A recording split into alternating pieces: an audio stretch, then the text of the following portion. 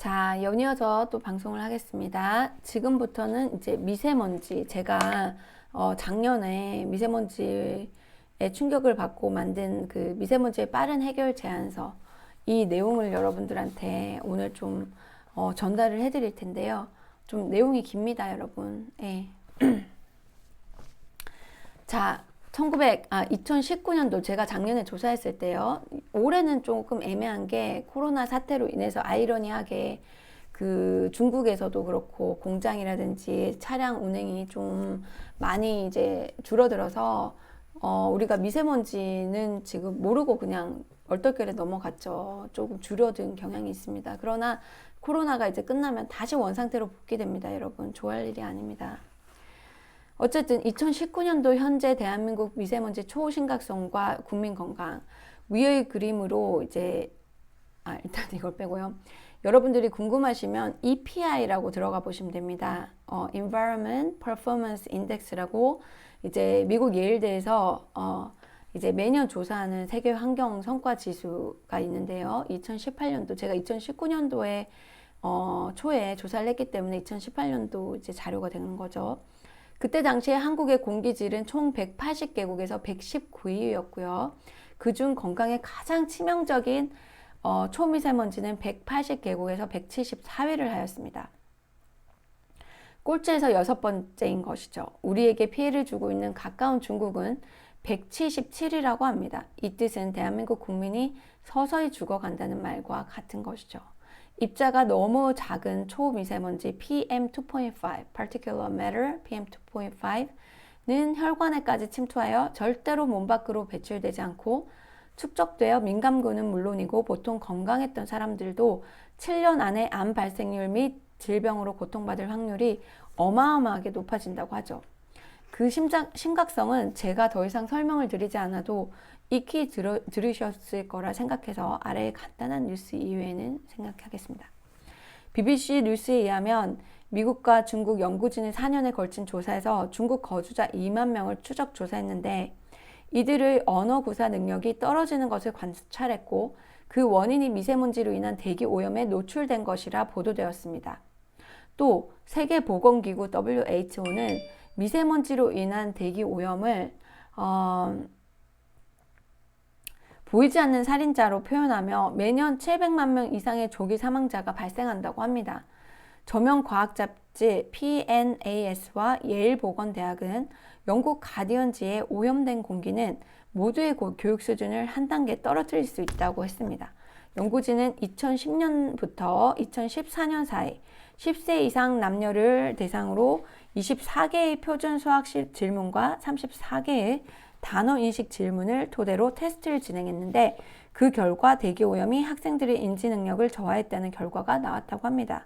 특히 초미세먼지는 혈관을 통해 뇌로 들어갈 수 있어 앞으로의 우리 어린이들의 미래가 심히 걱정됩니다. 여러분, 우리나라 부모들만큼 교육에 열정적인 부모가 어디 있습니까? 이 아이들의 인지 능력을 저하시킨다는 그 미세먼지 문제에 여러분들이 앞장서지 않으면 그게 참 아이러니한 거죠. 여러분들이 정말 부모들도 앞장서야 됩니다. 자, 그리고 미세먼지 해결할 외국의 행정, 기업, 시민 참여. 그러면 과연 다른 나라들은 어떻게 해결을 했나 봅시다. 강력한 법과 조례 및 규칙들. 이 미세먼지라는 건 여러분, 이름이 미세먼지라고 한 것도 좀 잘못한 것 같아요. 먼지 이러다 보니까 뭔가 자연환경에서 발생됐다고 오해하시는 분들도 있을 수도 있는데 이건 사람이 만들어낸 겁니다. 그래서 영어로는 particulate matter 그런 거죠. 그러니까 독성이 있는 여러 그 헤비메탈 있잖아요. 중금속들이 이제 다 복합적으로 합성된 거죠. 그래서 미세먼지란 이름도 좀 바꿔야 되지 않나 싶습니다. 사람들이 심각성을 모르는 것 같아요. 독일은 환경 기준을 초과했음에도 해당 지역 관한 행정청이 아무런 개선 조치를 취하지 않을 경우 지역 거주자는 건강권을 침해당했다는 이유로 관할 행정청에 소송을 제기할 수 있습니다. 우리도 이런 법을 도용해야 합니다. 그래야지 정말 적극적으로 최선을 다할 수 있을 것 같아요. 독일의 DUH, 독일의 환경단체 도이체움 벨트 히페라고 하네요. 독일의 DUH는 2018년 2월 27일에 몇몇 대도시를 상대로 디젤차 운행 중지 행정소송을 제기하여 승소 판결을 얻었다고 합니다. 독일 슈투트가르트시 지형은 분지 형태로 남쪽에 도시 외곽 산림이 위치하고 도심은 분지에 위치하여 도시 안에서 배출된 오염물질을 이동시키는 바람의 힘이 매우 약함. 따라서 도시를 둘러싼 도시 외곽 산림의 찬 공기를 저지대의 중심인 시가지로 유도하기 위해 슐로스 가든에서 클레스베르크까지 총 길이가 8km에 달하는 그린 뉴 포레스트 조성, 생태다리, 녹도, 계단 등 다양한 길을 통하여 떨어져 있는 공원들을 시가지와 연결하여 도시 전체의 공기순환을 유도하고 있습니다. 슈투트가르트시의 미세먼지 예보제는 도시 기후의 도시 아래가 차갑고 도시 위가 더울 때 그 인버전이 예측되면, 즉 공기의 서큘레이션이 원활하지 않으면 어린이 열차로 티켓 구입이 가능하며 시에서 예산 교부를 통하여 열차 운영의 재정을 유지합니다. 미세먼지 연구는 10년 전에 호헨하임 대학에서 주로 실시하였으나 최근 스투트가르트 대학의 울리치 복트 교수에 의해 이끼벽 조성 후 그 효과를 모니터링하여 분석 중이며 아직 보고서는 제출되지 않았다고 합니다. 독일은 또 미세먼지 농도를 감축하기 위해서 2008년 1월부터 도심 환경보호구역 제도를 실시하고 있다고 합니다. 도심 환경보호구역은 미세먼지 농도가 높은 도심 일부 지역을 환경보호구역으로 지정해 LEG라고 부른다고 하네요. 노후 경유 차량 등 미세먼지 배출 차량의 출입을 하는 것으로 유해물질 배출 등급에 따라 빨간색, 노란색, 초록색 스티커를 차에 붙이도록 함으로써 일정 구역으로의 진입을 막는 제도라고 합니다. 독일의 경우 경유차와 휘발유를 구분하지 않고 유로4 기준을 충족한 차량에만 초록색 스티커를 발급해 도심 운행을 허용하고 있다고 합니다. 이를 위반하면 40유로의 벌금과 1점의 벌점을 부과하고 있으며 18점 이상이면 면허가 취소된다고 하네요. 추후에는 허용 기준을 유로5로 올리는 방안도 논의 중이며 인구 10만 이상의 도시 대부분이 이 제도를 운영하고 있다. 독일은 미세먼지 환경 기준을 24시간 평균 50mg, 연평균 40mg per 3제곱미터로 규정하고 있다. 이 밖에 대중교통의 천연가스, CNG 차량 사용을 장려하는 등 다양한 대책을 시행하고 있다. 여러분, 이 자료 여러분들 원하시는 분이 있으시면요, 제가 보내드릴게요. 제가 파일로 제가 가지고 있거든요. 제가 직접 만든 자료라서. 1999년 이시하라 당시 이건 도쿄입니다. 도쿄 도지사가 미국이나 유럽에 비해 미세먼지 등 오염물질 대처가 늦었다고 판단해서 직접 강도 높은 대책을 진두지휘했습니다. 진짜 이런 리더들이 나서야 되는 거죠.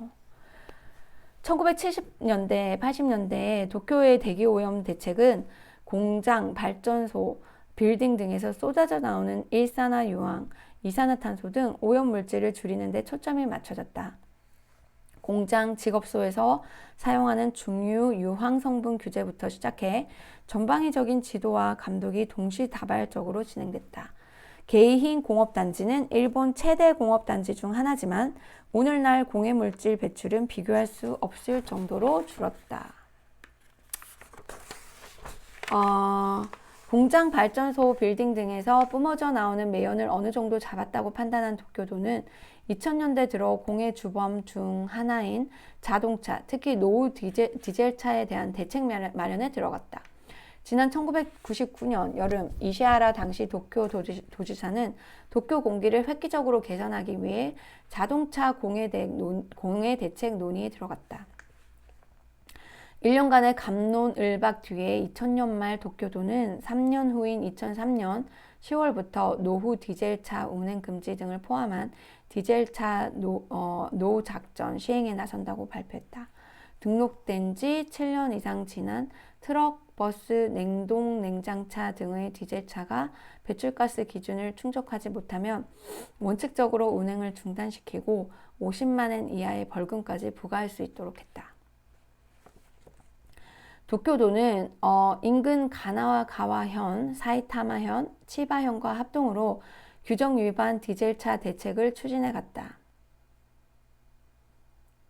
도쿄도는 디젤차 감시를 맡은 자동차 G맨 75명을 20대 이상의 자동차를 사용하는 3,700여 개의 사업장에 보내 노후 경유차 퇴출을 독려했다. 중소기업 등을 돌며 약 320차례 설명회를 열어 협조를 요청하고 상장사들을 중심으로 규제 도입 정도를 파악했다.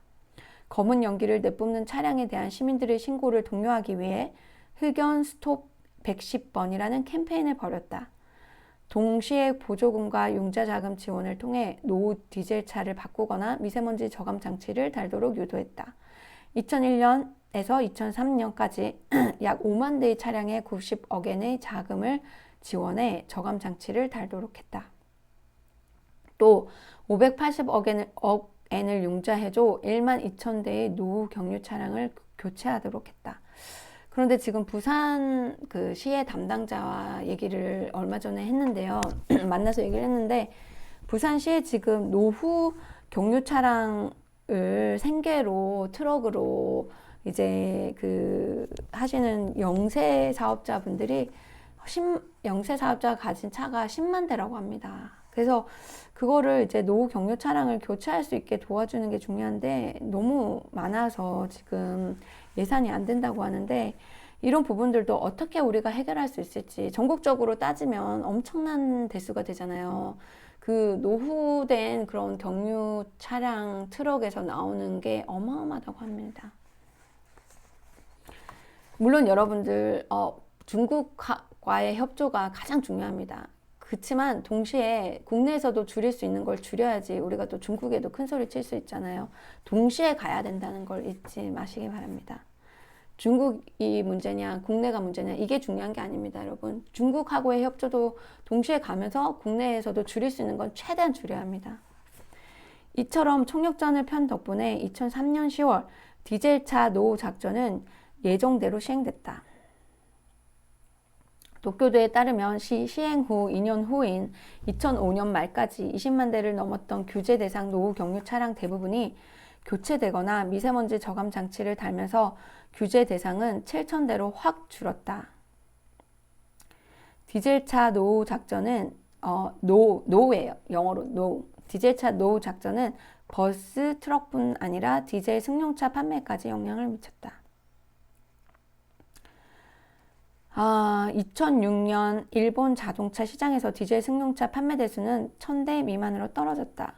그러니까 여기 보니까 2년 안에 20만 대를 교체하거나 미세먼지 저감 장치를 달았다고 하는데 지금 우리는 미세먼지가 이렇게 심각한 게 지금 수년이 지났다고 하는데 최소 3, 4년 지났는데 정부가 정말 뭘 했습니까, 여러분?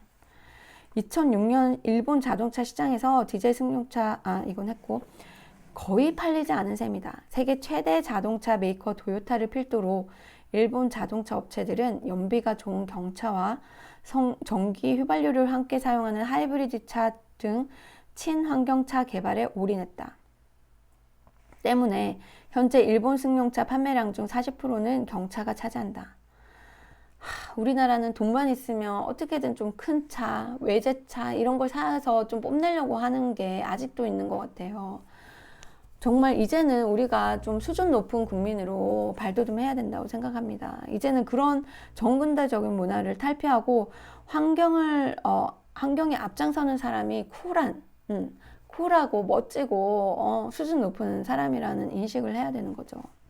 도요타 프리우스를 중심으로 한 하이브리드 차량 판매도 꾸준히 늘고 있다고 합니다. 제가 참 미국에서 여기 한국 오기 전에 그 도요타 프리우스 잠깐 이렇게 탔는데 괜찮더라고요. 공장 빌딩 등을 대상으로 한 매연 규제와 함께 노후 디젤차 대책이 맞물리면서 도쿄 도심 공기질은 한층 더 맑아졌다. 저도 사실 여러분들한테 크게 큰 소리 칠 건 못 됩니다. 제가 그 도요타 2차 타기 전에 벤츠 탔었는데요. 저는 사실 그 부동산 중개업을 했기 때문에 좀 그런 게 이미지가 중요하다고 생각이 돼서 사실 그렇게 했었는데, 저도 함께 이제는 반성을 해야죠. 사실 그때 제가 미국 살 때만 해도 이렇게 공기가 나쁘지 않았기 때문에 저도 어떻게 보면 환경 문제에 있어서는 좀 뒤처져 있는 그런 사람이었고, 다만 저는 소비를 하는 거에 대해서는 항상 좀 보수적인 입장이었습니다. 쓸데없는 물건을 사진 않고요. 옷도 그냥 10년, 20년 그냥 이런 것도 다 10년, 20년 됐거든요. 제가 방송에 입고 나온 옷들이 다 그래요. 그래서 저는 가급적이면 사지 않아요. 화장품도 되게 오래 그냥 딱 필요할 때만 새로 사고, 최소한 저는 나름대로 미니멀리즘을 추구하고 또 물질 지향적인 삶을 살지 않는 건 좀 습관화된 거라서 다행인데, 어쨌든 자동차도 우리가 자동차 소비를 할 때도 환경을 배려하는 인식을 이제는 수준 높은 국민들은 가져야 하고요. 그리고 가급적이면 자동차 생활에서 벗어나야 한다고 생각합니다. 이제 유럽처럼 친환경적인 걷기나 자전거로 돌아가야 되는 거죠. 우리 모두를 위해서 말이죠. 도쿄도는 2011년부터 저공해, 저연비차 제도를 시행, 배기가스와 미세먼지를 기존보다 75% 이상 줄이는 등 대기질을 추가적으로 개선하는 프로젝트에 돌입한 상태입니다. 휘발유, 디젤차 논란을 벗어나 아예 배기가스를 배출하지 않거나 크게 줄인 수소 자동차, 연료 전지차라고도 부른다네요. 전기차, 하이브리드 차량을 크게 늘리는 게 핵심이다.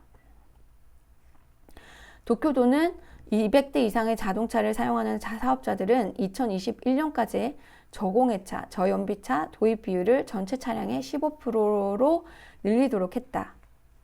2005년에 비해 배출가스를 75% 줄이고 연비는 20% 이상 향상시킨 저공해 저연비 차량을 일정 부분 의무적으로 도입하라는 것이다. 특히 배기가스가 전혀 나오지 않는 수소차와 전기차를 도입하면 저공해차 3대를 도입한 것으로 간주하는 등 배기가스 제로 차량 도입을 독려하고 있다. 우리나라도 지금 정부에서 수소차와 전기차를 지원하는데 돈을 많이 쓴다고 하는데요. 우리나라는 국토가 작고 좀 도로도 한정되어 있다 보니까 사실 그것도 좋지만 그 이상으로 앞서 나가야 된다고 생각합니다. 가급적이면 대중교통, 친환경적인 대중교통을 많이 이제 만들어서 대중교통을 사용하고 개인 차량은 우리가 좀 불편해도 불편을 감수해야 된다고 생각합니다. 정말 건강하고 깨끗한 공기에서 살기 위해서 여러분들 우리는 모두 불편을 감수해야 합니다. 그러나 많이 걷고 자전거 타고 하는 게 사실 우리 현대인들 건강이 사실 운동이 충분치 않고 막 한 자리에서 앉아서 막 이렇게 컴퓨터 하고 핸드폰 하고 사무도 하루 종일 앉아서 하고 이런 것들이 굉장히 건강에 치명타잖아요. 자전거와 걷기가 더 활성화되면 우리 건강에도 도움이 되고 또 더 즐겁지 않을까 싶습니다. 프랑스 파리의 안 이달고 시장은 이제 여자 시장인데요. 되게 젊으신 시장입니다. 지금 현재 시장인 것 같더라고요. 대기 오염 문제 해결을 위해 2024년 파리 올림픽까지 시내에서 경유차를 완전히 몰아내겠다고 밝혔습니다. 르비페 담당관은 2022년에 3단계, 2024년에 2단계로 운행 제한 대상을 확대해 경유차를 완전히 없애는 게 목표라고 말했습니다. 파리시는 시내 교통량을 줄이기 위한 도로 다이어트 실행으로 도심 곳곳에 시속 30km 제한 구역과 보행자 도로를 만들었는데 차량의 속도를 시속 30km 이하로 낮추면 브레이크를 밟는 횟수가 줄면서 도로 오염이 감소하기 때문에 운행 속도를 낮추는 것만으로도 미세먼지 저감에 효과가 있다고 합니다. 2016년부터 친환경 등급제를 도입해 경유차 퇴출에 나섰습니다. 당시 자동차 연맹에서 파리시가 도심 진입을 막는다며 소송까지 제기했지만 재판부는 대기 오염 문제 해결이라는 명분을 가진 파리시의 손을 들어주었다고 합니다. 그러니까 이 정도로 앞장서야죠. 우리나라처럼 사람들 눈치 보면서 천천히 가다 보면 절대 해결을 못합니다, 여러분. 오히려 국민들에게 교육을 하고 좀 과감하게 국민들을 리드할 정도의 리더십을 발휘해야 미세먼지는 성공할 수 있습니다. 국민들 눈치 보면서 국민들 불만 다 들어주면서 어떻게 환경 문제를 극복할 수 있습니까? 그리고 국민들도 우리 모두의 건강을 위해서 좀 불편한 걸 감수해야 된다는 걸 당연히 이제는 인식을 해야 되겠죠. 제가 만약에 시장이나 대통령이 된다면 저는 강력하게 추진할 것 같습니다. 우리 국민들을 위해서인 거죠. 대다수 국민들을 위해서요. 저 물 이렇게 마실 컵이 없어요, 여러분. 목이 너무 아프네요, 목이. 파리 시내에 주차된 차 앞 유리에는 숫자가 적힌 여러 색깔의 동그란 스티커가 붙어 있었다. 오토바이 역시 마찬가지였다. 2016년부터 파리에서 시행 중인 친환경 등급제 때문이다. 파리시 모든 차량은 제조 시기와 오염물질 배출량에 따라 0에서 5등급으로 나뉜다.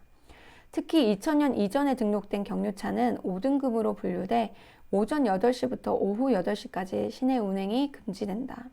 스티커를 붙이지 않거나 운행 제한 대상차를 타다가 적발되면 승용차는 약 87,000원, 68유로, 대형 화물차는 약 176,000원, 138유로의 과태료를 내야 한다. 파리시가 이렇게 경유차와의 전쟁을 벌이는 가장 큰 이유는 미세먼지를 줄이기 위해서다. 그러니까 옛날에 미세먼지 심할 때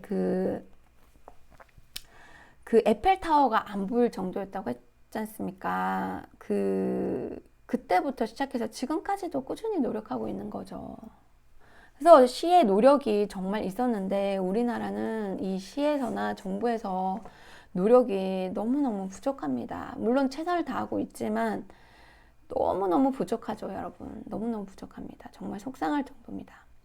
2017년 파리의 초미세먼지 농도는 세제곱미터당 14 마이크로그램, 밀리그램이 아니고 마이크로그램이라고 불러야 되나 봅니다. 마이크로그램은 100만 분의 1g이라고 합니다. 14 마이크로그램으로 서울의 세제곱미터당 25 마이크로그램보다 낮지만 유럽 내에서는 동유럽 지역을 제외하면 높은 수준이라고 하네요. 그것도. 파리 대기 오염, 그러니까 우리나라 지금 초미세먼지가 얼마나 높은지 아시겠죠, 여러분? 여러분 눈에 보이지 않는다고 여러분 건강에 지장이 없다고 생각하시는 건 오해입니다. 바로 건강에 치명타가 생기는 약하신 분들도 계시고 하지만 건강하신 분들도 이게 계속 쌓이다 보면 치명적인 게 됩니다. 여러분 조사 좀 해보세요. 진짜 초미세먼지의 먼지가 건강에 미치는 영향을 좀 조사 좀 해보시면 정말 여러분들 기절하실 겁니다. 파리 대기 오염 측정 기관인 에어파리프에 따르면 파리 지역 인구의 85%가 프랑스 공기질 기준을 초과하는 초미세먼지에 노출돼 있다. 소피 모크타르 에어파리프 선임연구원은 파리 미세먼지의 가장 큰 원인은 경유차이고 그 다음이 난방인데 두 요인이 전체의 30% 정도를 차지한다며 파리시가 강력한 교통 대책을 내놓고 있는 것도 차량에서 발생하는 대기 오염 문제가 그만큼 심각하기 때문이라고 설명했다. 이 전체 내용을 보시면요. 목이 너무 아프다. 이 전체 내용을 보시면 강력한이라는 게 굉장히 많이 나옵니다. 여러 시에서 다른 나라에서는 강력한, 공격적인 그런 단어들이 나오면 왜 이렇게 저는 속상한 거죠? 우리나라는 왜 이렇게 강력하게 안 되는 겁니까? 강력한 거에 진짜 트리플 정도 해서 강력한 대책을 내놔도 시원찮을 판국에 도대체 왜 그런지 모르겠습니다. 이해가 안 됩니다, 여러분. 실제로 프랑스는 유럽 내에서도 경유차가 가장 많은 국가 중 하나다. 2015년 기준으로 경유차 비중이 64.2%로 휘발유차의 2배에 육박한다고 하네요. 프랑스도 심각하네요. 2000년도 2000년대 이후 스모그가 자주 발생하는 등 대기 오염이 심각해지자 파리시는 강력한 교통 대책들을 잇따라 내놨다. 2014년부터 2016년까지는 모두 8차례 민간 차량 이부제를 시행하기도 했다. 그러니까 민간 차량 이부제 이런 것도 강력하게 시행해야 되는데 우리나라는 뭐 공무원들 차량 대상으로 이런 걸 시행한다고 합니다. 그 심할 때만요. 아휴, 정말 우리나라는 정말 진짜 한 100걸음을 가야 되는데 진짜 한 걸음, 두 걸음 가고 있는 그런 정말 답답합니다. 이 같은 정책 덕분에 파리시의 초미세먼지 농도는 꾸준히 개선되고 있다고 하네요. 그러니까 이런 강력한 정책들이 나와줘야 좀 뭔가 시민들이 그 눈에 띄는 효과가 이제 나오는데, 그리고 중국하고도 강력한 협조를 요청을 해야 되는데, 그게 또 외교력 아닙니까? 외교력을 가진 인재를 뽑아서 정말 좀 적극적으로 나서야 되는데 어떻게 그렇게 소극적으로 하면서 마음이 편한지 모르겠어요.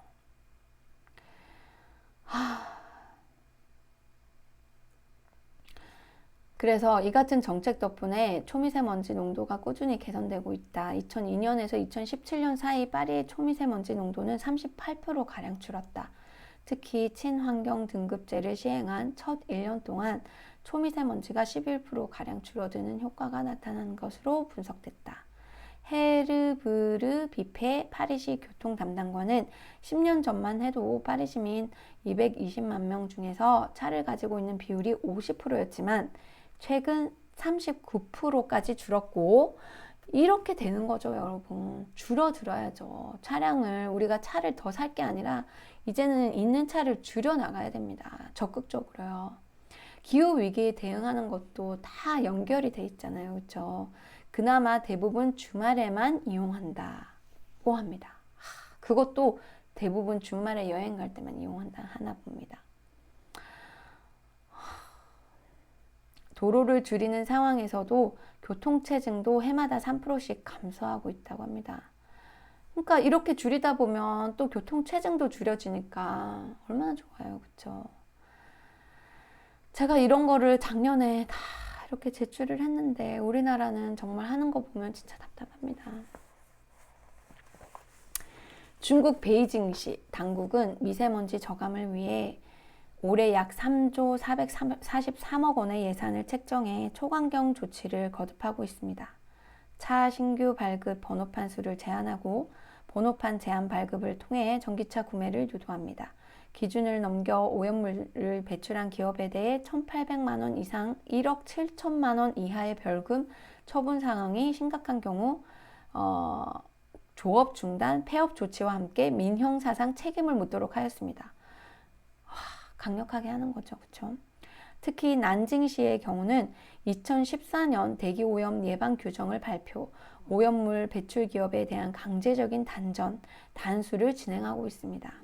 베이징은 자동차 운전자들에게 교통 유발 부담금으로 최고 9,000원 정도의 스모그 세금을 물리고 2008년 8월 올림픽 개최 이후 오부제를 시행하고 신규 차량 번호판을 한 달에 2만 대까지만 추첨으로 공급했습니다.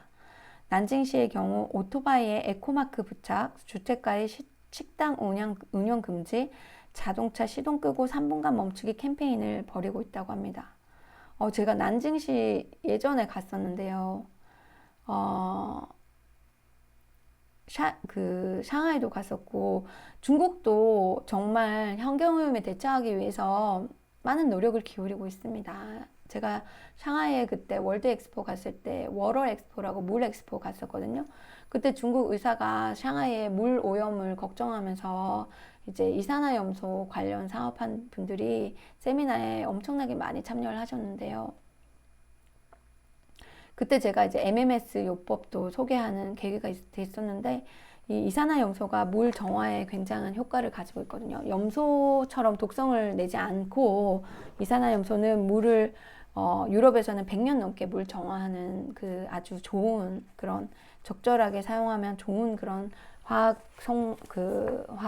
성분이라서 그때 이산화염소 이제 사업자들이 물 오염에 관련된 세미나를 해서 제가 갔었는데요. 중국에서도 굉장히 적극적으로 노력을 하고 있습니다. 그래서 우리가 중국과 함께 우리가 중국이 하는 거에 한 100배는 더 적극적으로 해서 우리나라 미세먼지를 줄여야 하는 거죠. 우리나라 정부의 의지가 가장 문제입니다, 여러분. 중국을 욕할 게 아닙니다, 여러분. 서울과 베이징이 공기 역전 현상을 보이고 있다. 작년에는 베이징 공기가 더 좋았다고 하죠. 지난 일주일간 최악의 미세먼지를 뒤집어 쓴 서울과 달리 베이징은 내내 양호한 하늘을 유지하고 있다. 물론 전 중국을 놓고 보면 아직 대기 오염이 극심하다. 신장 위구르 자치구 등 서북부 사막을 비롯 허베이, 후베이, 후난 등 화중 지방은 초미세먼지가 200에서 400 마이크로그램에 달하는 엄중 오염 상태에 놓여 있다. 엄중 오염은 중국에서 6단계로 구분하는 미세먼지 오염의 최고 단계다. 정말 참 여기 살고 계신 분들, 특히 어린이들, 노약자분들 참 걱정입니다. 팔을 앞으로 뻗치면 손이 안 보일 정도의 독가스실을 방불케 하는 곳들이라고 하네요. 여러분 상상이 됩니까? 팔을 펼치면 손이 안 보인다네요. 와, 진짜.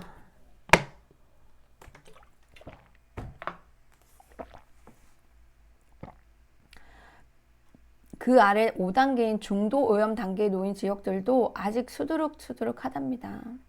하지만 중국 공산당은 지난 수년간 단행한 극단적인 미세먼지 저감 조치로 적어도 베이징의 제공권은 장악한 것으로 보여진다.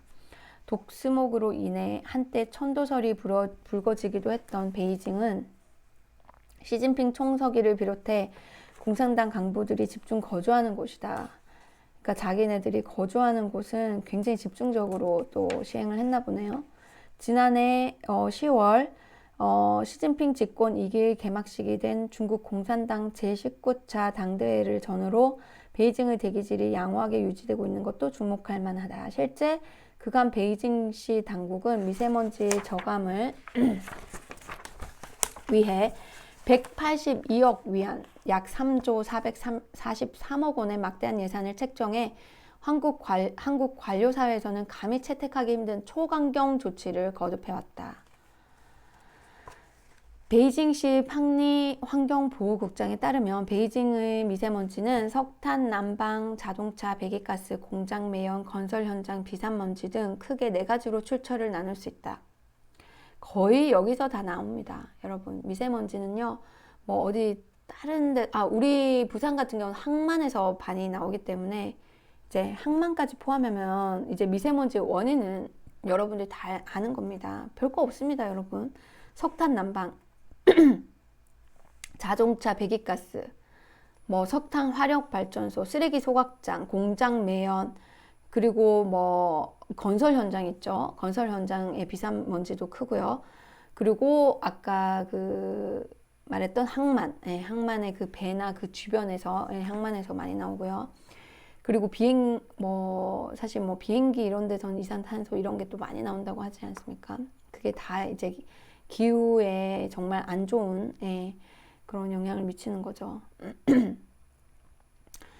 이제 베이징 미세먼지 대응의 핵심은 석탄 난방을 천연가스 및 전기로 바꾸는 소위 매개전 프로젝트다. 중국에서 국가 주도 중앙 집중식 난방이 공급되는 곳은 남북 경계선인 회화 이북이다. 회화 이북 즉 화북 지방은 석탄이 풍부해 겨울 난방을 석탄에 의존해 왔다. 석탄 보일러로 만든 열을 각 가정에 설치된 라디에이터를 통해 공급하는 것이다.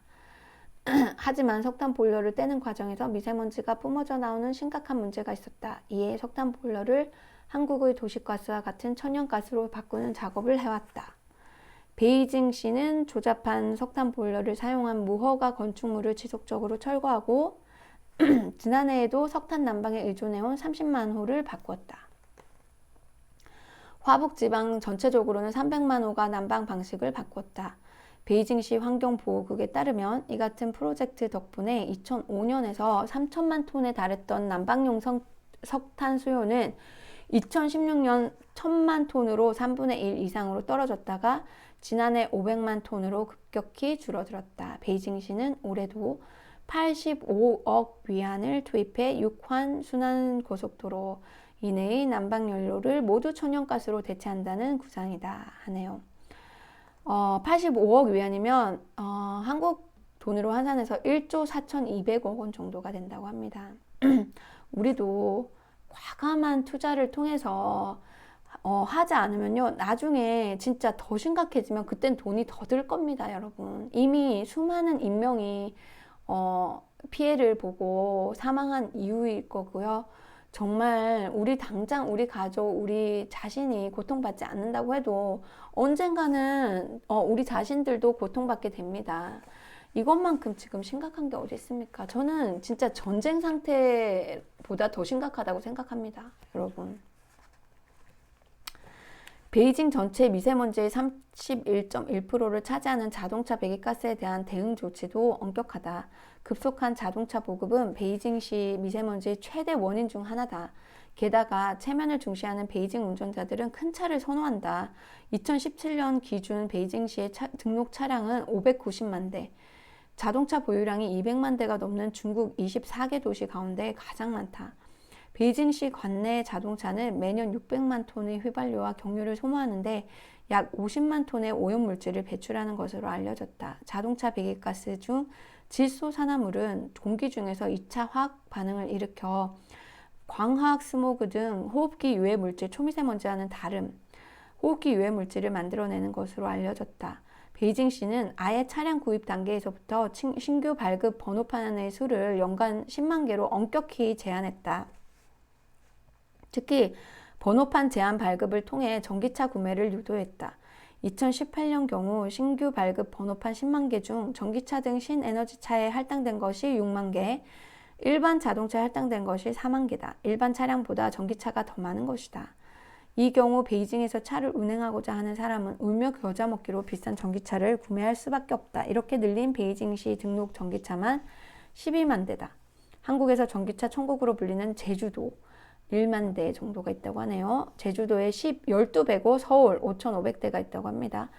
서울의 21배에 달하는 경이적인 보급 속도다. 서울시는 오는 2025년까지 10만 대 보급이 목표다. 여러분, 정말 그러니까 우리나라가 중국보다도 더 적극적이지 않다. 그래놓고 중국을 우리가 욕할 수 있습니까, 여러분? 중국이 나서서 우리를 도와준다고 기대하면 안 되죠. 우리가 그만큼 중국을 닥달을 해야 되는 거죠. 거기에서 얼마나 기술적으로 서로 상생할 수 있게 싸우는 게 아니라, 싸우고 원망하고 비난하자는 게 아니라 서로 상생할 수 있는 그런 고차원적인 외교 기술이 필요한 거죠. 협상력이 필요한 거죠. 그리고 그 협상력에 앞서서 그 열정이 필요한 겁니다. 그 열정이 없다는 겁니다. 우리나라 정부가. 어떤 정당도 미세먼지 하나를 보면 열을 안다고, 어떤 지금 기존의 한국에 있는 정당도 아무런 열정이나 역량이 없습니다, 여러분. 그래서 우리가 3인당을 만들어야 된다는 겁니다. 그 이유는 여러 가지가 있지만 정말 이 환경 문제 하나만 가지고도요, 환경 문제랑 교육 문제 2개만 가지고도 여러분들은 3인당을 만들어야 됩니다, 진짜. 우리는. 제가 1시에 수업이 있는데 그 전까지 방송이 맞춰지나 모르겠어요. 자, 핀란드 들어갑니다. 핀란드 헬싱키시는 2025년까지 헬싱키 시민 모두가 자동차를 소유할 필요가 없는 도시를 만들겠다고 했습니다. 이렇게 과감하게 나가고 있습니다, 여러분. 다른 나라들은 이렇게 멋지게 쿨하게 과감하게 나가고 있습니다. 우리나라 진짜 너무너무 뒤떨어집니다. 환경에 있어서만큼은 정말 부끄럽습니다, 진짜. 헬싱키는 WHIM이라는 이동 서비스 애플리케이션을 통해 시민들은 자가용 대신 가장 빠르고 저렴한 방법으로 시내의 모든 교통수단을 이용할 수 있게 되었다고 합니다. 아유, 가자, 우리 애기야. 자, 강아지. 가자. 응. 그러니까 이런 뭔가 또 여러분들이 환경에 앞장서면서 새로운 환경을 리드하는, 환경도 지키면서 어떤 새로운 그 신생 비즈니스도 생각해 볼 수 있는 거죠. 이런 창의적인 창의력을 발휘할 많은 젊은 청년 사업가들이 필요한데, 또 우리나라의 그 주입식 교육이 그걸 막고 있잖아요. 그리고 사회 안전망의 부재가 청년들이 사업에 뛰어들지 못하게도 발목을 붙잡고 있지 않습니까? 다들 공무원이 되려고 하고 의사가 되려고 하고, 이렇게 끔찍한 교육 환경, 경제 성장에도 저해되는 교육을 왜 바꾸지 않는지 모르겠습니다, 여러분. 정말 화가 많이 납니다. 노르웨이 수도 오슬로시는 주차장을 없애고, 하여튼 핀란드 헬싱키시의 그 WHIM이라는 그 어플리케이션 여러분 한번 조사해 보세요. 이것도 우리나라에 좋은 큰 그 사업 아이템이 되는 것 같습니다. 노르웨이 수도 오슬로시는 주차장을 없애고 새로운 사람에게 사회 기반 시설을 확충하여 2019년까지 모든 차들을 없애는 계획을 가지고 있다고 합니다. 그걸 달성했는지는 모르겠네요. 영국 런던, 그러니까 이런 그 쿠어한 계획을 세운다는 거죠, 여러분들. 모든 차들을 그 도시에서 없앤다. 이거 얼마나 진짜 적극적입니까? 우리나라는 왜 이런 과감한 정책을 못하는 걸까요? 우리나라 국회 300명의 연세 드신 분들이 너무 많아서 또 그런 것도 있지 않을까요, 여러분? 그저께 방송인가요? 한번 봐주세요. 20대가 2명, 30대가 30 몇 명인가요? 40대가 뭐 70 몇 명인가? 50대가 117명인가 그랬죠. 60대가 또 엄청 많았고. 그러니까 이 좀 젊은이들이 정치인이 돼서 이런 쿨한 정책들 좀 이렇게 과감하게 해야 됩니다. 시장으로도 나서야 되고요. 시의원으로도 나서고, 구의원, 시의원, 시장, 국회의원, 대통령 선거까지 젊은이들이 좀 나서주세요, 여러분. 그리고 우리나라 대통령은 뭐 40 몇 세 이하여야 된다 그러는데 그런 것도 없애야 합니다. 그런 정근대적인 제도를 없애야 합니다. 영국 런던은 일찍이 1900년대부터 대기 오염과 전쟁을 벌였다고 합니다. 그러나 지금 런던은 걷기 좋은 도시, 대중교통 이용하기 좋은 도시로 이름나 있다고 합니다. 정말 시민들과 정부와 행정가, 공무원들의 다 같은 노력이 이런 성과를 낸 거잖아요. 런던 스모그라고 들어보셨죠, 여러분?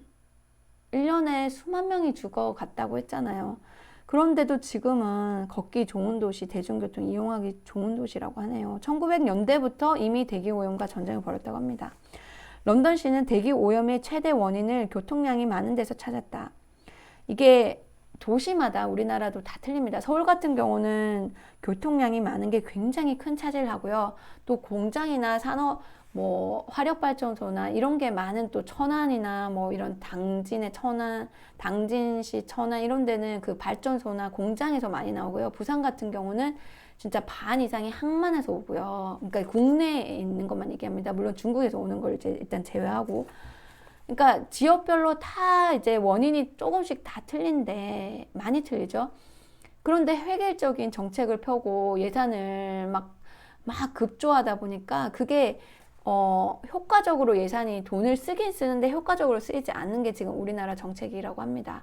효과적으로 그 원인 파악을 제대로 해가지고 전문가들과 그 계획 단계부터 아주 철저한 수립을 해서 그 돈을 효과적으로 적재적소에 써야지 그 돈 쓴 만큼의 효과를 보는데 우리나라는 지금 그걸 제대로 안 하고 있고 두리뭉실한 계획을 세워서 적재적소에 쓰이지 않는다고 전문가들이 말씀하시더라고요. 정말 속상하죠.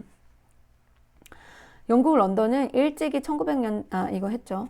그래서 이제 2003년 2월부터 런던 중심부에 혼잡 통행료 8파운드, 우리 돈으로 한 12,000원 정도를 부과하고 대신 대중교통의 편의성을 높이는 데 주력했다. 교통 총량 관리를 하겠다는 판단에서였다.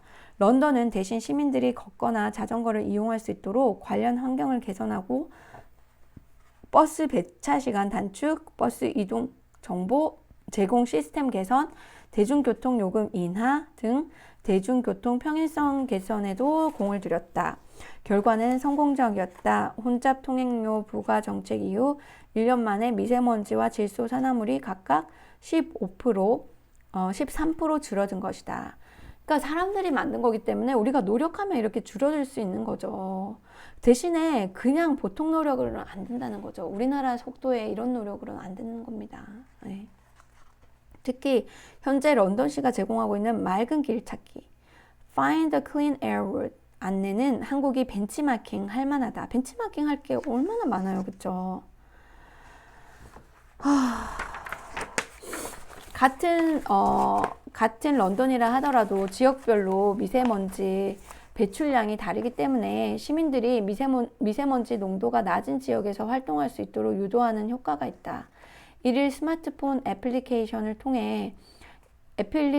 등을 통해 실시간으로 제공한다면 도움이 될 수 있다. 런던시가 제공 중인 맑은 길 찾기에서 출발지와 도착지를 입력해보면 공기가 안 좋은 길, 중간길, 공기가 좋은 길 등 세 가지 경로가 나오는데 공기가 안 좋은 길과 좋은 길의 대기오염 누적 노출 정도를 비교해보면 약 30에서 60% 정도 차이가 나는 것으로 집계된다. 이것도 여러분 우리나라에서 정말 좋은 사업 아이템 아닙니까? 환경을 보호하다 보면요. 환경을 위해 노력하다 보면 정말 미래지향적인 사업 아이템이 많이 나옵니다, 여러분. 시민들이 비교적 공기가 좋은 길로 걸을 수 있는 정보다. 이런 데 나서는 젊은이들이 좀 많았으면 좋겠습니다. 런던시는 건설 현장의 비산먼지도 철저히 관리하고 있다. 미세먼지 배출량을 줄일 수 있는 방법 등을 담은 가이드라인을 적용하도록 하는 것이다. 가이드라인에는 제설제를 건설 현장에 뿌려 코팅막을 형성해 표면을 젖은 상태로 유지하게 하는 방법도 포함되어 있다. 건설 현장에서 발생한 먼지가 이 표면에 닿으면 다시 공중으로 날아오르기 어렵게 된다. 런던시는 이 방법이 미세먼지를 평균 35% 정도 줄이는 효과가 있는 것으로 분석하고 있다. 부산도 지금 난개발로 난리거든요. 진짜 동네마다 공사하지 않는 데가 없습니다. 진짜 거기에서도 엄청난 먼지가 발생하고 있는데요. 이 건설 현장의 먼지도 제대로 잡아야 되는 거죠. 그러니까 여러 각도에서 동시에 잡아야 합니다. 어느 한 가지만 할 게 아니라 여러 부분에서 동시에 해야만 확실한 저감 효과를 볼 수 있는 겁니다. 이런 걸 통합적으로 과감하게 할 수 있는 리더십이 필요합니다, 여러분. 제가 이래서 부산시장을 나가고 싶었습니다. 그러나 정당이 없어서, 우리나라에는 제대로 된 정당이 없어서 제가 정도를 가기 위해서 정당을 먼저 만들고 제가 원하는 우리 이렇게 앞장설 수 있는 리더십을 키워야 된다고 생각합니다. 여러분들 같이 좀 도와주세요. 진짜 이러다가 우리 진짜 이런 새로운 당 없으면요. 정말 굴뚝 속에서 돈이 있는 사람은 다들 탈출할 거고요. 서민들만 우리가 고통받을 겁니다, 여러분. 진짜 장난이 아닙니다. 런던시는 이 방법이 미세먼지를 평균 35% 정도 줄이는 효과가 있는 것으로 분석하고 있다. 런던시는 또 도시개발 사업 전후 주변 지역의 대기오염 농도에 변화가 없어야 한다는 정책도 병행하고 있다. 개발 사업 때문에 주변의 대기오염 정도가 심해졌다면 자체적인 저감 사업을 통해 초과분을 상쇄하도록 한 것이다. 그러니까 무조건 개발하고 무조건 새로 짓고 이게 발전이 아닙니다. 이제는 정말 그게 오히려 돈을 낭비하는 셈이 되는 거죠. 나중에 그걸 다시 저감하려면 돈이 어마어마하게 드니까요. 정말 똑똑한 그리고 미래지향적인 그 경제 성장 정책을 하는 게 정말 중요합니다, 여러분. 공부를 많이 해야 되죠. 공부를 많이 한 똑똑한 정치인들을 배출해야 됩니다. 그리고 미래지향적인 생각, 그리고 진심 어린 그런 사명감을 가진 정치인들을 배출하려면 여러분 3인당을 꼭 만들어야 됩니다. 그래서 시장도 나가고 국회의원도 나가고 대통령도 나가서 우리가 정권을 잡아야 합니다, 여러분. 그렇지 않으면 한국은 점점 더 병들어서 한국은 진짜 망할 겁니다, 여러분.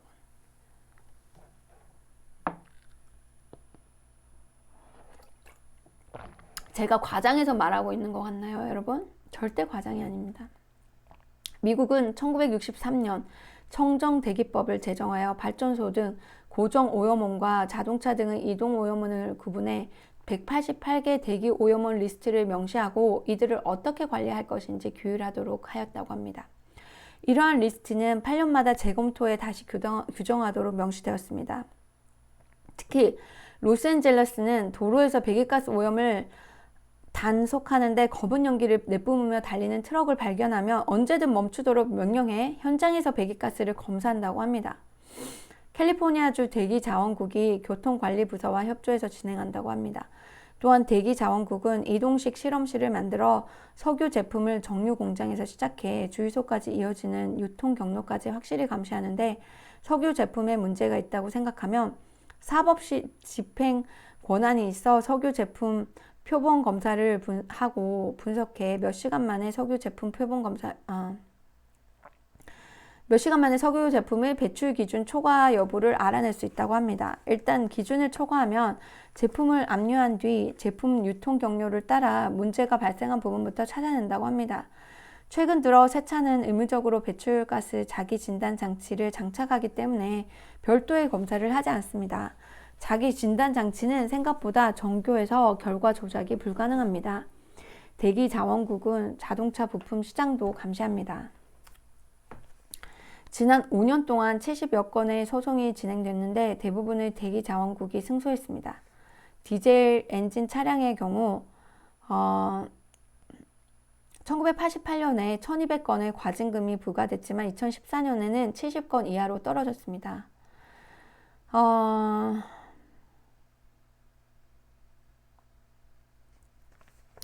미국 캘리포니아주는 미국에서 처음으로 자동차 배기가스 배출 기준을 발표했고 유일하게 자체적으로 배기가스 배출 기준을 정할 권한이 있었는데 배출 기준은 미국 환경보호청 EPA보다 엄격합니다. 1990년대 이후에는 아예 배기가스를 거의 배출하지 않거나 전혀 배출하지 않도록 기준을 강화했습니다.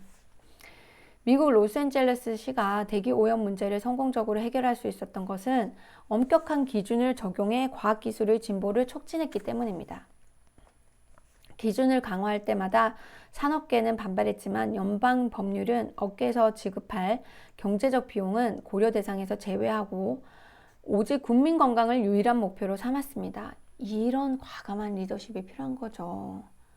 미국은 1963년 청정공기법 클린 에어 액트를 발표했고 1977년과 1990년 두 차례 법을 강화했습니다. 청정공기법의 핵심은 전국적으로 통일된 대기오염 기준입니다. 청정공기법 제109조를 보면 해당 기준은 1급과 2급으로 나뉩니다. 1급 기준은 국민건강보호를 목표로 해당 기준을 달성하기 위한 비용을 고려하지 않지만 2급 기준은 국민건강을 보호하되 산업계의 경제적 비용 등도 고려합니다. 미국에서 환경과 대기오염 관련 법규를 제정하거나 수정하는 것은 굉장히 중대한 사항이기 때문에 환경보호청은 가급적 기준을 변경하지 않습니다. 환경보호청은 대기오염 기준을 제정할 때 경제적 요인을 고려하지 않아야 합니다. 경제적 요인은 환경보호청의 고려 대상에서 제외되고 오로지 국민건강보호의 관점에서만 생각합니다. 1990년 캘리포니아 대기자원국은 저공해 자동차 보급 법안을 발표하고 저공해, 무공해 자동차 제조업체의 오염물질을 전혀 배출하지 않는 무공해 자동차 Zero Emission Vehicle의 판매 비중을 1998년부터 2000년까지 2%, 2001년부터 2002년까지 5%, 2003년 이후 10% 높이도록 요구했습니다. 그 뒤에도 여러 차례 목표를 수정했고 자동차 기업이 제기한 소송에 휘말렸지만 그러니까 이렇게 뭐 개인들도 불편하니까 소송 파리도 시민들이 뭐 소송했다고 했잖아요. 그리고 기업들도 뭐 자기한테 불이익이 온다고 해서 소송을 하지만 우리 대중들의 건강을 위해서 과감한 리더십을 발휘하는 거죠. 대중의 눈치를 볼 게 아니라 대중의 건강을 위해서 앞장서는 리더십이 필요한 겁니다. 그 진통을 겪는 사이 전기차 기술이 빠르게 발전했고 제가 이걸 말하고 싶은 겁니다. 그러니까 그런 진통 속에서 오히려 미래지향적인 산업이 발전하게 되는 거죠. 테슬라 같은 회사가 이러한 리더십을 통해서 오히려 자극을 받은 그런 시민들이 그런 또 미래지향적인 그런 사업을 하는데 도와준 거잖아요. 간접적으로. 그러니까 이렇게 선순환 과정이 된다는 거죠. 환경을 보호하고 환경을 위해서 노력하는 정책은요, 경제 성장을 저하하는 게 아닙니다. 경제 성장을 오히려 키워주는 거예요. 미래지향적인 경제 성장을. 그런 정근대적인 사고를, 진짜 구태의연한 사고를 가진 정치인들이 있다면은 정말 그 우리나라의 짐입니다, 짐. 환경과 경제 성장은 함께 갈 수 있습니다, 여러분. 제 이 내용을 계속 들으면요, 그걸 더 확신할 수 있습니다. 공부를 좀 정치인들이 한다면 정치인들이 정말 앞장설 텐데요. 정치인들이 공부를 정말 얼마나 열심히 하는지 보기에는 권력 다툼에만 바쁜 것처럼 보이잖아요. 그쵸? 자동차 기업이 제기한 소송에 휘말렸지만 진통을 겪는 사이 전기차 기술이 빠르게 발전했고 미국의 다른 10여 개 주에서도 캘리포니아 주의 기준을 도입했습니다. 그러니까 캘리포니아가 앞장서니까 다른 주에서도 이 기준을 도입하는 등 따라한다고 하네요. 그래서 제가 부산시에도 얘기했습니다. 부산시가 앞장서서 정말 리드를 한다면 이게 질질 끌려다니는 게 아니라 부산시가 제주도나 뭐 인천이나 당진이나 지금 이런 데보다 더 앞장서서 간다면은 그런 리더십이 있다면은 부산을 나중에 따라오는 거죠. 부산을. 그리고 부산에 그런 침체돼 있는 산업을 키우고 관광을 더 키울 수 있는데 부산의 리더십은 정말 영혼이 없는 리더십이었다고 합니다. 제가 이래서 부산시장에 나가고 싶은데 정당이 없다 보니까 또 정당을 만들어야 돼서 2022년도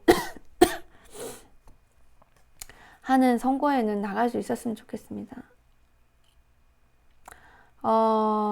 청정공기법, Clean Air Act라고 했죠. 청정공기법은 환경보호청에서 최소 5년마다 환경과 대기오염 기준을 심사하고 수정하도록 규정했습니다. 그리고 대기오염이 인체에 미치는 영향을 입증하는 과학적 연구 성과가 잇따라 발표됨에 따라 환경보호청은 관련 기준을 강화했다고 합니다. 미국 사우던 캘리포니아 대학에서 65에서 79세 여성 3,647명 대상으로 조사한 결과 미세먼지 농도가 높은 지역 여성이 낮은 지역에 비해 인지 기능 저하 81%, 치매 발생률 92% 높게 나타남.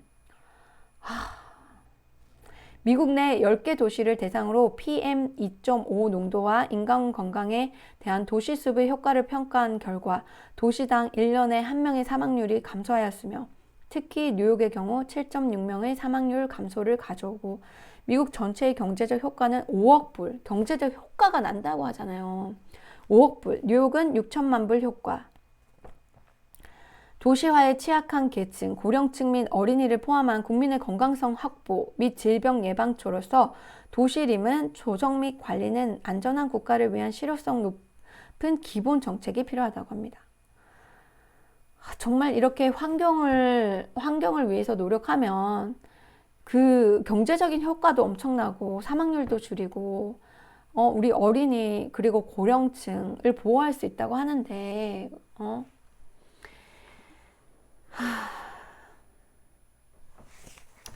부유 먼지보다 더 작은 미세먼지는 2.5 마이크로그램 이하로 2013년 세계보건기후 WHO 산하국제암연구소 IARC가 1급 발암물질로 지정할 만큼 건강을 위협하는 물질 독성을 가진 미세먼지가 우리 몸속으로 들어오면 면역을 담당하는 세포가 미세먼지를 제거하려고 하는 과정에서 염증 반응이 나타나 호흡기, 심혈관계 등이 손상됩니다. 부유먼지, 이제 PM10 농도가 10마이크로그램 증가할 때마다 만성 폐쇄성 폐질환으로 인한 입원율 2.7%, 사망률 1.1% 증가하고 최근 미세먼지는 치매, 우울증 등 뇌신경계 질환도 유발하는 것으로 알려졌다고 합니다.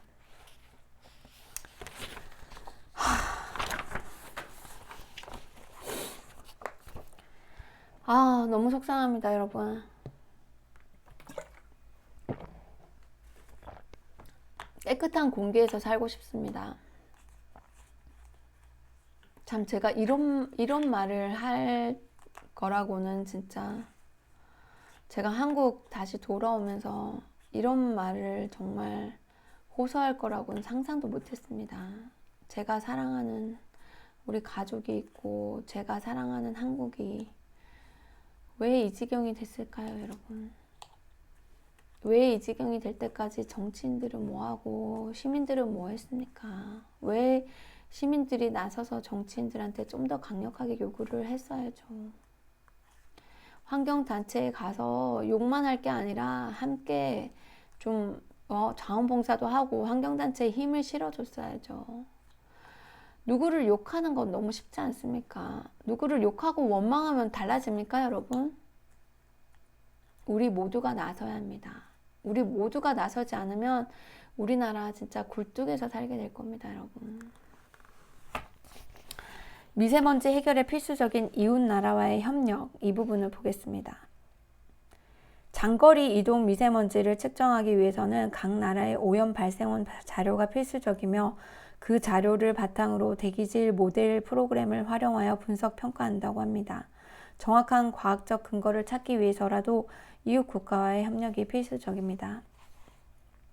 그러하여 각 나라가 함께 미세먼지 근절을 위해 노력하고 엄격한 협약을 하고 계속적으로 상호 감시하여야만 미세먼지를 줄여나갈 수 있습니다.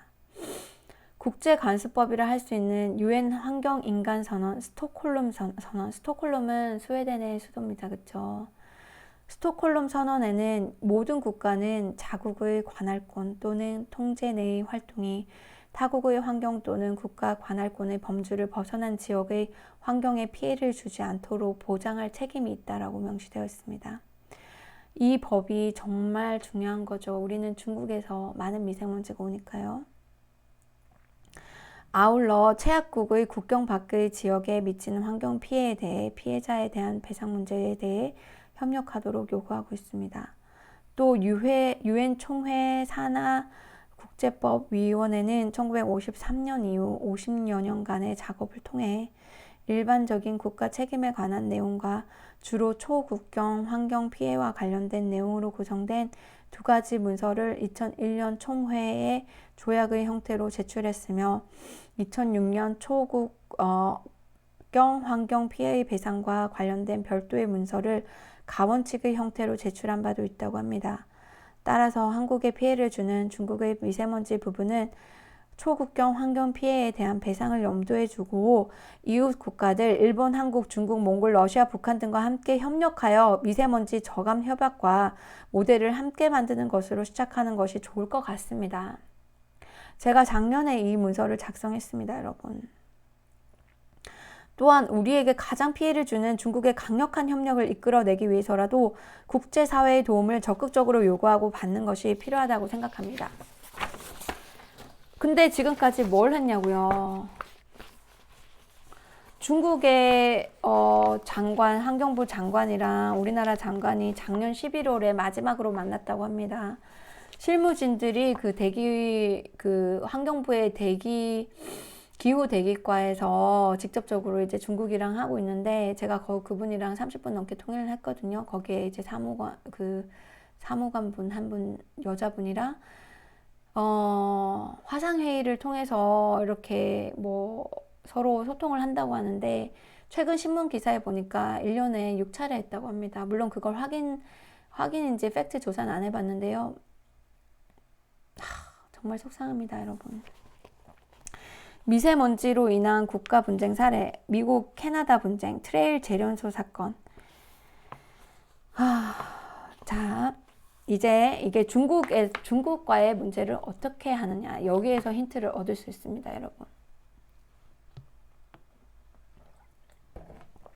제가 1시에 수업이 있는데 11시 13분이네요. 사실관계. 동사건은 캐나다 브리티시 콜롬비아 주 내 민간 재련소에서 발생된 유해가스가 미국 워싱턴 주에 야기한 피해를 양국이 합의하에 설치한 중재법정을 통해 해결한 사례이다. 사건의 개요는 다음과 같다. 미국과 10마일 떨어진 캐나다 트레일 지역에 소재한 재련소에서 다량의 아황산가스가 409피트 높이의 굴뚝을 통해 대기 중에 방출되었다. 콜롬비아 강 협곡 내 위치한 재련소의 지리적 및 기상학적 특성상 재련소에서 배출된 아황산가스의 상당 부분이 바람을 타고 미국 워싱턴 주로 유입되었다. 이로 인해 1920년대 미국의 워싱턴 주 내 인접 지역의 임야, 과수원, 가옥, 사업장 등에 심각한 피해가 발생하였다. 양국은 문제 해결을 위해 노력하였으나 사실관계에 대한 상호 이해 차이로 원만한 타결을 보지 못했다. 이에 미국 측 제안에 따라 1909년 양국 간 체결된 경계 수역 조약 Boundary Water Treaty의 운영기구인 국제공동위원회 International Joint Commission에 동사건 사실관계 조사를 의뢰하는 것에 1927년 합의하였다. 동위원회는 1931년 2월 제출한 보고서에서 트레일 재련소에 의해 워싱턴주에 야기된 손해가 1932년 1월 1일까지 35만 달러에 달하는 달함을 확인함과 동시에 트레일 재련소에게 아황산가스 배출 차단 조치를 취하도록 공고하였다.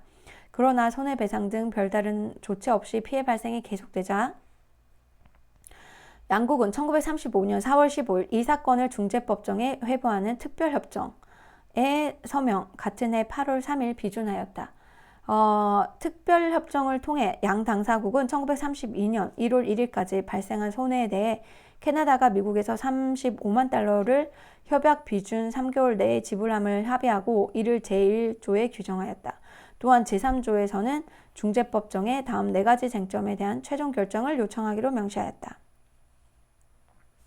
1. 트레일 재련소에 의한 워싱턴주의 피해가 1932년 이후에도 37년까지 발생하였는가? 그렇다면 이에 대해 어느 정도의 손해배상이 지불되어야 하는가?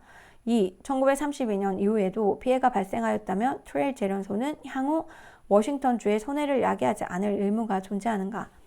3. 향후 트레일 재련소는 어떠한 조치 또는 제도를 채택 유지하여야 하는가? 4. 향후 피해 관련하여 어느 정도의 배상 또는 보상이 있어야 하는가? 중재법정은 1. 1은 1938년에 그리고 2에서 4까지에 대해서는 1941년에 각각 2차례에 나누어 결정을 부여하였다. 중재법정의 결정 내용은요. 미국은 1932년 이전 발생 피해로 특별협정에서 합의된 35만 달러 외에 1932년부터 1937년까지 발생한 피해, 구체적으로 임야, 가축 및 민간 재산에 대한 피해 조사 비용 1932년 1월 1일까지의 손해배상 금액 35만 달러가 지불되지 않음으로 인해 발생한 이자 및 기타 경제적 활동에 대한 피해 등에 대해 총 1,849,159.16 달러 1,849,159.16 달러의 배상금을 청구하였다. 이제 이게 한국 돈으로 치면은 한 20억 넘네요. 20몇 억 될 것 같습니다. 중재법정은 피해의 존재, 원인 및 그 인과관계 및 손해액 등을 검토한 후 미국이 주장한 사안 중 임야에 대한 피해만을 인정하고 이에 대한 최종 배상으로서 캐나다 측에게 78,000달러를 미국에 지불할 것을 결정하였다. 1941년 속개된 중재법정은 나머지 쟁점에 대해 다음과 같이 결정하였다. 첫째, 재련소에게 향후 피해를 야기하지 않아야 할 의무, 즉 트레일 재련소의 오염 예방 의무에 대해 중재법정은 미국 국내 판매를 인용하면서 트레일 재련소는 워싱턴주에 대한 매연에 의한 여하한 피해도 야기하지 않을 의무가 있으며 의무 위반 시 발생한 피해 내용과 배상은 미국 법정에서 민사소송으로 구제되어야 한다고 결정하였다.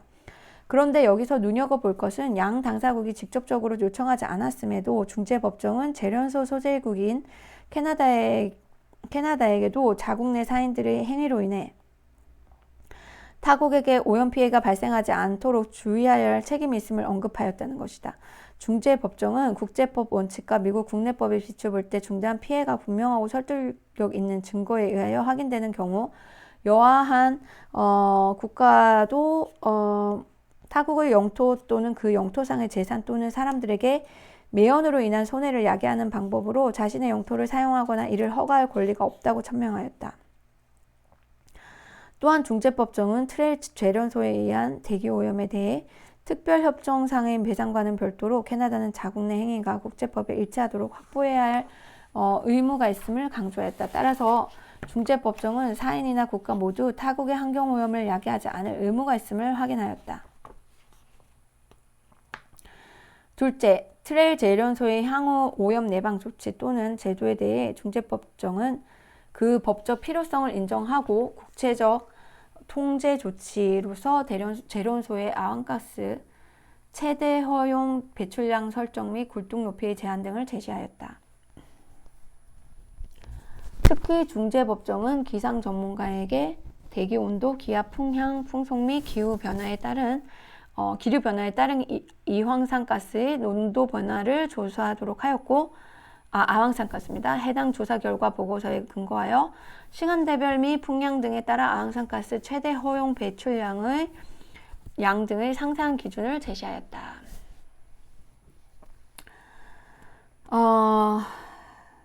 또한 트레일 재련소에게는 주기적으로 아황산가스 배출에 대한 기록을 작성하여 관계 당국에 보고토록 하였다. 마지막으로 향후 발생하는 피해에 대해 캐나다는 미국 중에 어느 정도 배상을 해야 하는지에 중재법정은 우선 트레일 재련소에게 요구한 조치들이 성실히 적용되는 경우 향후 더 이상의 피해가 발생하지 않을 것이나 그럼에도 불구하고 피해가 발생하는 경우 미국 법정에서 민사소송으로 해결되어야 한다고 확인하였다. 또한 캐나다에게 미국이 향후 피해 발생 조사를 위한 사용하는 비용, 소위 모니터링에 사용되는 비용에 대해서도 연간 $7,500를 초과하지 않는 범위 내에서 지불할 것을 결정하였다. 중재 결정의 시사점이 있는데요. 여기까지만 하고 제가 다시 잠깐 쉬고 방송을 찍어야 되겠습니다. 목이 너무 아파요. 싱가포르, 인도네시아 분쟁이 그 다음에 있고요. 거기서도 우리가 배워야 될 시사점이 있고요. 그 다음에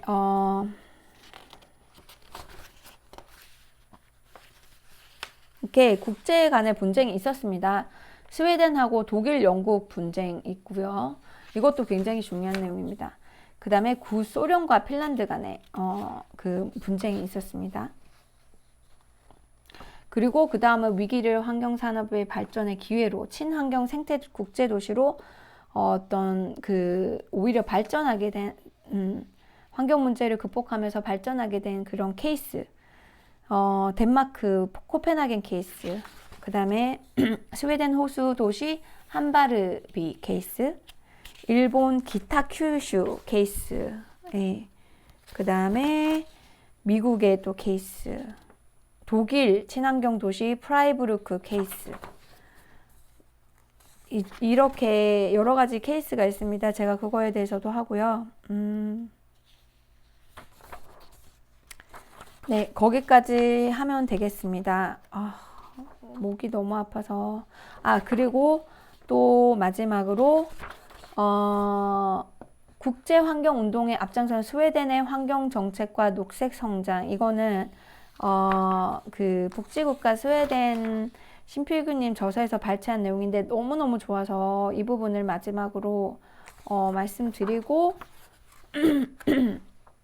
오늘 방송은 마쳐야 될 것 같긴 한데, 그리고 장거리 이동 대기 오염물질 조사 사업 이 부분도 굉장히 중요한데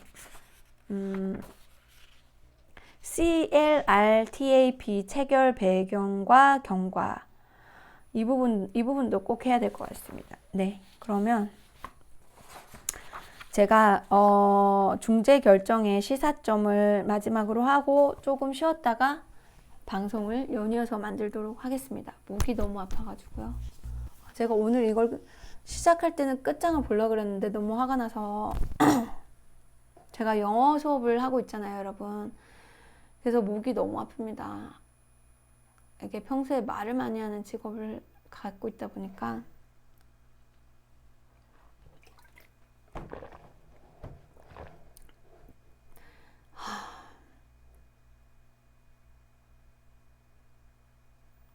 제가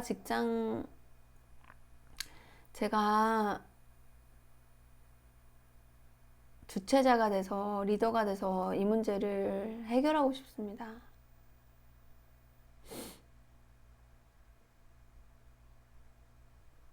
좀 이렇게 협상하고 좀 설득하고 이런 건 자신이 좀 있거든요. 제가 미국에서 살 때 비즈니스 브로커였고 또 상업용 부동산 에이전트를 하면서 전 세계 사람들을 설득하는 그런 일을 한 9년 동안 했기 때문에 이렇게 바이어와 셀러 중간에 이렇게 협상하는 일을 했기 때문에 제 나름대로 협상을 잘한다고 생각을 하는데 이런 걸 정치 쪽에서 잘 활용을 할 수 있을 것 같고 제가 지금은 가진 게 없지만 이제 저는 혼자 애를 키웠던 싱글맘이거든요.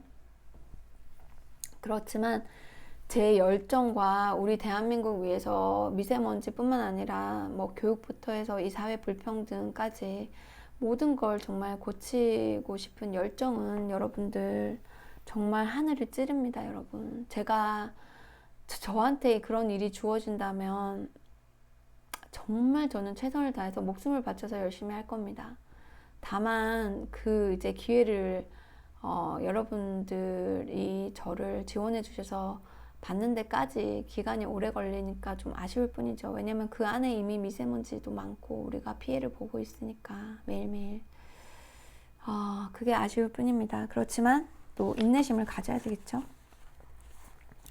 중재 결정의 시사점, 대표적 월경성 대기오염 피해 배상 청구 사례로 언급되는 트레일 재련소 중재 결정은 월경성 환경오염 transnational pollution, 그러니까 우리나라 지금 중국에서 오는 게 우리도 transnational pollution에 해당되겠죠.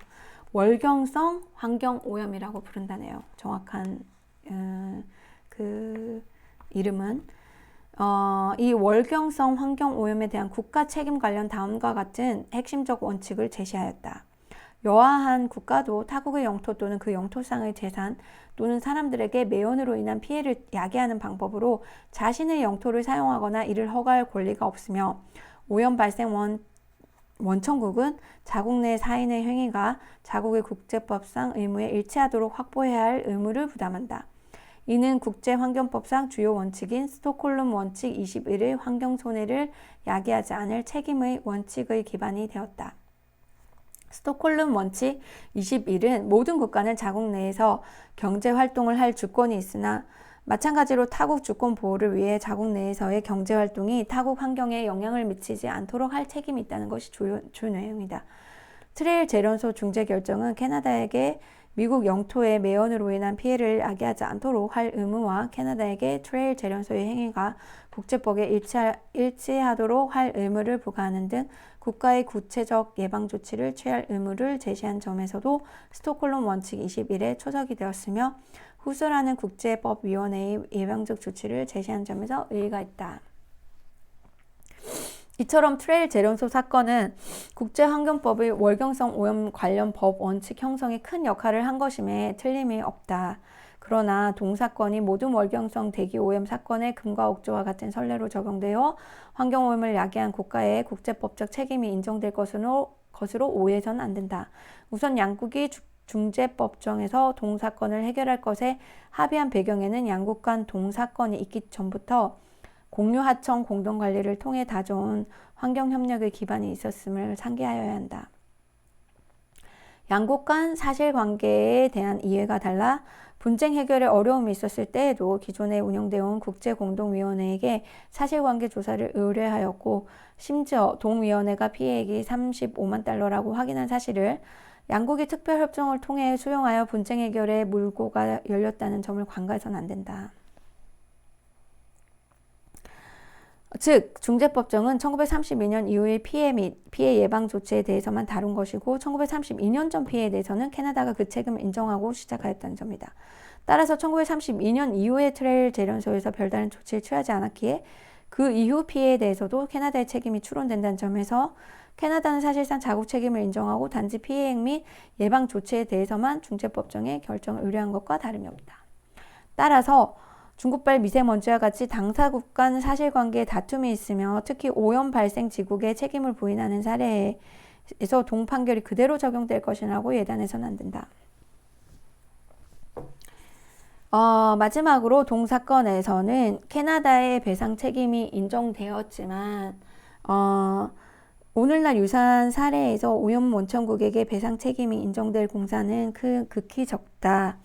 후설하는 바와 같이 월경성 환경 피해에 대한 배상 문제를 다루고 있는 국제법위원회의 2006년 위험한 활동에서 야기되는 월경성 손해의 손실 분배에 관한 원칙 초안은 제4조 제1항에서 국가들에게 자국 관할권 내의 위험한 활동으로 월경성 피해를 입은 피해자들에게 신속하고 적절한 보상이 주어지도록 필요한 조치를 취하도록 요구하고 있다.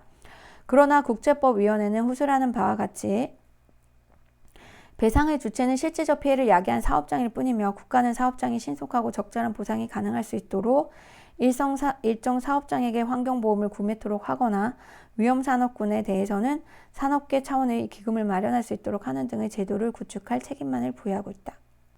따라서 트레일 재련소 사건에서 월경성 피해 사건 관련 국가 책임 법리는 단지 국가가 자국 내의 활동으로 인한 월경성 피해에 대하여 신속하고 적절한 보상이 이루어지도록 한다는 국제법 원칙의 근거를 제공하였다고 볼 수 있다.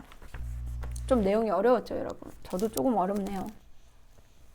그렇지만 이런 부분에서 시사하는 내용들은 이제 우리가 실질적으로 중국과 이제 어떻게 협력하는 데에서 큰 이제 지식을 주는 거죠.